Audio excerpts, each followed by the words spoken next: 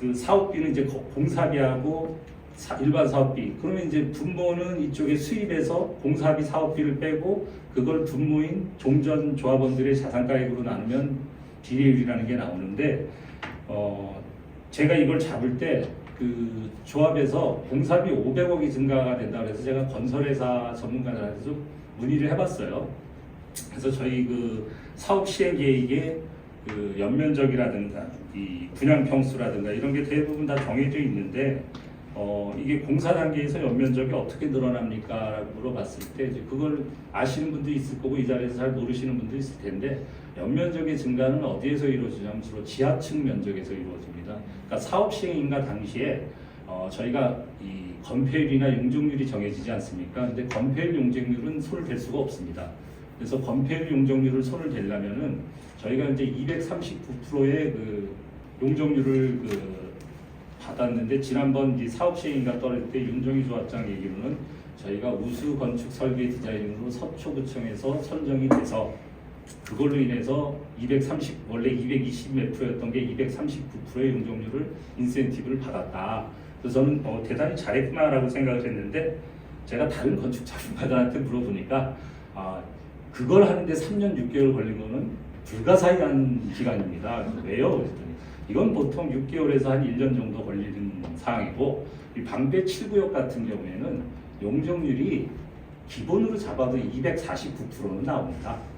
라는 얘기를 들었습니다. 그래서 지금도 현재도 이 정비 사업 계획안을 일부 변경을 하면은 지금 239%인 걸 최대 250%까지 끌어올릴 수 있다라는 얘기를 제가 확인을 했습니다. 전문가한테. 그래서 250%까지 끌어올릴 수 있으면 한 10점 몇 프로 정도 늘어나는데 10점 몇 프로면 전체 이 공사 면적 대비해서 보면은 뭐 250분의 25분의 1이니까 연면적이 지금 10,000평이면은 뭐 한 400평 정도 늘어난다고 볼 수 있겠네요. 다시 봤더라도. 그래서 이거는 제가 판단하기에는 정비 사업 계획을 변경하는 게 실익은 없을 것 같아요. 이걸 하려면 또 기간이 많이 소요되기 때문에 그 정도의 사업 인센티브를 받기 위해서 지금 시간을 소모하는 거는 별로 도움이 안 되겠다라는 생각을 했고요. 그러면 연면적의 증가가 지금 조합에서 얘기하는 500평의 증가가 이루어질 수 있다는 500억의 증가가 이루어질 수 있는 부분은 다른 부분은 거의 없습니다. 왜냐하면 지금까지 최근에 그 조합원들이 특히 이제 친조합 측의 이사분들이나 대의원들이 수도 없이 올렸던 공사비 증가 부분은 앞으로 제가 볼 때 한 4년간은 공사비 증액보다는 감액의 요인이 더 큽니다. 현재 철근 가격도 한 40% 정도 지금 떨어지고 있는 상황이고 시멘트 가격도 한 20%.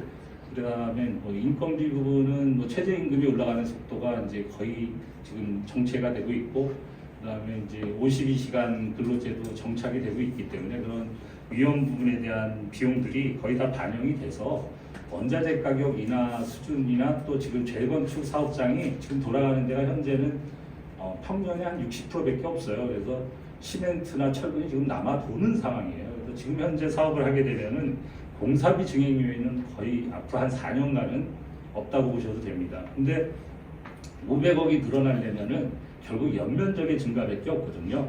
연면적의 증가라는 건 아시다시피 제가 전문가들한테 좀 문의를 해보니까 저희 7구역 같은 경우는 요 초입부터 여기죠. 여기서부터 저 밑까지 이게 단차가 굉장히 크거든요. 단차가 큰데 예전에 내가 조합장하고 얘기를 해봤을 때 그 사업 시행인가 한번 불어된 이유 중에 하나가 뭐였냐면 저희가 공사비를 줄이려고 그 지하를 파들어갈 때 저 뒤쪽은 뭐 지하 2층까지 파고 앞쪽도 지하 2층까지 파면 사실은 이걸 맞추려면 뒤쪽은 지하 4층은 파야 되는 거거든요. 그래야 이 단차가 맞는데 그걸 공사비를 줄이겠다고 뒤도 지하 2층, 앞도 지하 2층을 파서 주차장을 앞쪽에다 많이 놓는 거예요. 그러니까 이제 서초구청에서 볼 때는 야 이렇게 공사를 하면은 이 뒤쪽에 사는 사람들은 차를 여기다 세우고 올라가려면 불편하지 않냐. 하루 이틀도 아니고 거기 매일 살아야 되는데 설계 다시 해와라. 그런 걸로 빠꾸를 맞아서 1년 이상 지연이 된 걸로 알고 있습니다. 그래서 이 기초가 안 돼 있는 거죠, 조합이. 그래서 이 연면적이 주로 늘어나는 부분은 어떤 부분이냐면 이 초입 부분하고 저 뒤에 부분을 이 평면으로 쭉 깎으면은 여기서 지하 2층을 파면 저기 지하 4층, 5층이 나오겠죠. 그러면 저 뒤쪽에 있는 지하 4층, 5층은 연면적이 늘어날 수밖에 없습니다. 그 늘어나는 부분에 대해서 처음에 저희가 이 잡은 입찰 제한서상의 연면적 1370평 외에 그 지하 면적에다가 어떤 시설이라든가 이런 걸 넣게 되면은 그런 공사비가 들어간다고 하더라고요. 그래서 저희가 공사비가 늘어날 수 있는 부분이 저희 메이저 회사들이 제일 싫어한 저희 입찰 제한서의 조항이 어떤 부분이었냐면 다 아시다시피 기존 입찰 제한서에서 보면 안반 지하 안반 부분이 불착이 조합에서 제시한 처음에 조사된 그 자료는 전체 7구역에서 3군데 타공을 했다고 합니다. 3군데 타공을 해가지고 안반 분포 조사를 했는데 이 전문가들 얘기로는 이 정도 한 5,000평 정도 되는데 3군데 타공을 해서 안반 지지를 조사를 한다는 건 말이 안 된다. 최소한 10군데 타공을 해서 나오는 안반 지지를 조사를 해야 되고 그걸로 인해서 추가되는 비용이 어느 정도냐라고 제가 물어보니까 저희가 총 사업 면적이 18,000평 정도 되는데 평당 10만 원 정도의 비용이 추가됩니다. 그래서 저희 쪽 이 서초 지역은 대부분 이 산자락에 있기 때문에 특히 이쪽은 안반이 다량 분포된 지역이고 이 안반을 파고 들어가면은 평당 10만 원, 18,000평에 10만 원 정도 하면 한 180억 정도의 비용이 더 들어갑니다. 그러면 건설회사 입장에서는 180억 정도의 비용이 더 들어가는데 그 비용을 상쇄할 만한 게 공사비는 정해져 있잖아요. 1,772억이 정해져 있는데 조합에서는 안반을 파서 추가 공사비용 180억이 나와도 그건 협의 대상도 안 되고 그걸 초과 공사비로 요구도 할 수 없게 돼 있는 입찰 제한서예요. 그러면 건설회사 입장에서 매력이 없죠. 왜냐하면 시공이익이 뭐 아무리 많이 잡아야 20%를 넘길 수가 없을 텐데 저희 총 공사비가 한 1,800억이 안 되는데 180억이면 거기서 10%가 날아가는 거예요. 그럼 마진이 간당간당하다는 얘기거든요. 메이저 입장에서는 매력이 없는 사업장입니다. 입찰 제한서를 그렇게 쓰면은. 그럼에도 불구하고 매력을 만들 수 있는 부분이 뭐가 있냐면 지정사양, 뭐 창호라든가 이런 부분들 있지 않습니까? 그 지정사양만 없애줘도 안반에 대한 180억 안고 들어가겠다 하는 회사들이 있습니다. 왜 그런가를 역산해 보니까 그만큼 창호라든가 이런 요번에 수정 제한서에서는 기존에는 창호 1개만 돼 있었는데 이번에 4개로 늘어난 걸로 알고 있는데요. 그 4가지에서 180억 이상을 뺄 수 있다고 보는 거예요. 메이저 회사는. 그러면 거기서 180억을 뽑아서 안반비용 뭐 180억을 상쇄한다 라고 생각한다면은 그게 어떻게 가능해? 창호 이런 거 가지고 어떻게 180억인데 지정사양이 아니면 가능합니다. 왜 가능하냐면 그 현대나 삼성이나 뭐 대림이나 이런 메이저 회사들은 뭐 여기 건설회사 임원으로 계셨던 안 조합원님도 계시지만은 시공계약을 맺는 순간에 장기 발주를 대량으로 하게 됩니다. 지금 현재가로 선도계약을 해버립니다. 그러니까 일종의 해지를 하는 거죠.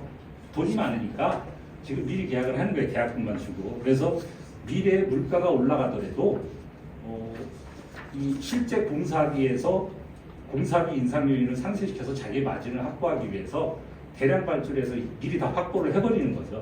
그러니까 현 시점에서 대량 발주를 해가지고 싸게 확보를 한다. 근데 뭐 예를 들어서 현대나 삼성이나 이런 데는 사업장이 저희만 있는 건 아니거든요. 그래서 그 현대나 삼성 뭐 대림 같은 데는 2가지 브랜드를 운영하잖아요. 메이저 브랜드. 뭐 레미안도 뭐 다 같은 레미안으로 아시겠지만 최근에 레미안의 선두 브랜드에는 다 원을 넣습니다. 레미안 원 페를라, 뭐 레미안 원 베일에서 원을 다 넣거든요. 뭐 현대는 뭐 DH, 힐스테이트의 위에 브랜드가 있는 거고. 그래서 이런 브랜드 아파트들 같은 경우에는 최근에 이제 미리 비슷한 사업장이 있으면 다 대량 발주를 때려버립니다. 그러면 기존에 100원짜리를 대량 발주를 하게 되면 한 80 정도 선에서 구매를 할 수 있기 때문에 거기서 원가 절감 측면이 큽니다. 그러니까 조합원님들께서 생각하듯이 우리 단지는 뭐 310세대밖에 안 되는데 310세대 창호가 그렇게 커라고 생각하실 수 있지만 얘네 입장에서는 다른 단지랑 묶어서 뭐 10,000개, 20,000개를 발주를 해버리면은 310개도 그 가격으로 가져오는 거예요. 그래서 그런 부분들을 상쇄할 수 있는 부분들이 있기 때문에 그런 계산기를 두들겨보고 입찰 제한서를 분석해서 들어올지 말지를 결정하는 건데 저희는 창호도 지정해버리고 안반도 안 된다라고 하니까 메이저 입장에서는 들어올 수가 없는 거죠.